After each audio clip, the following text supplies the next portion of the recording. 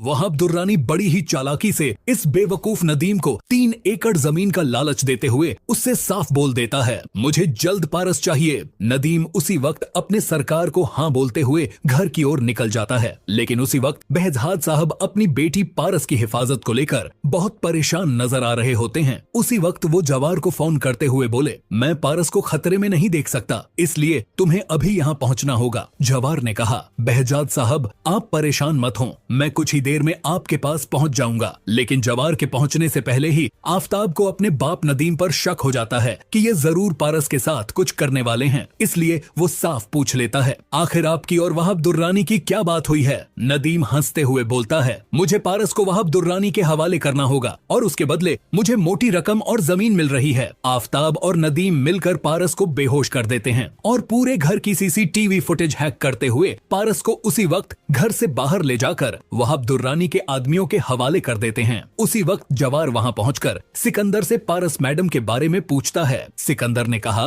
वो अपने कमरे में होंगी। जवार जैसे ही पारस के कमरे के बाहर पहुंचता है तो नदीम और आफताब जवार पर हमला करते हुए उसे भी बेहोश कर देते हैं और घर से बाहर ले जाते हैं। फिर बहजाद साहब के सामने पहुंचकर बोल देते हैं, जवार अभी पारस के कमरे में गया था और अब कमरे में कोई भी नहीं है। बहजाद साहब नदीम और आफताब की बात सुनकर हैरान रह जाते हैं, लेकिन जब घर में पारस कहीं नहीं मिलती तो वो परेशानी में जवार को फोन करते हैं, मगर जवार फोन नहीं उठाता। उसी वक्त जवार को होश आ जाता है और वो खुद को एक फार्म हाउस में बंधा हुआ पाता है। जवार किसी तरह नदीम और वहाब दुर्रानी के आदमियों से लड़ते हुए अपनी जान बचा लेता है और वहाँ से भाग निकलता है। फिर फौरन बहजाद साहब को बताता है, मुझे किडनैप कर लिया गया था। उसी वक्त जवार पारस की लास्ट लोकेशन ट्रेस करवाता है और उसे पता चलता है कि वहाब दुर्रानी ने पारस को किडनैप किया हुआ है। जवार पुलिस के साथ वहाब दुर्रानी के फार्म हाउस पहुंचकर पारस को सही सलामत आजाद करवा लेता है, लेकिन वहाब अपनी जान बचाने के लिए पाकिस्तान छोड़कर भागने के लिए एयरपोर्ट की तरफ निकल जाता है, मगर एयरपोर्ट पहुंचने से पहले ही पुलिस वहाब दुर्रानी को अरेस्ट कर लेती है और सख्त पूछताछ के बाद वहेब अपना मुंह खोल देता है। पारस को किडनैप करवाने वाले नदीम और आफताब ही थे।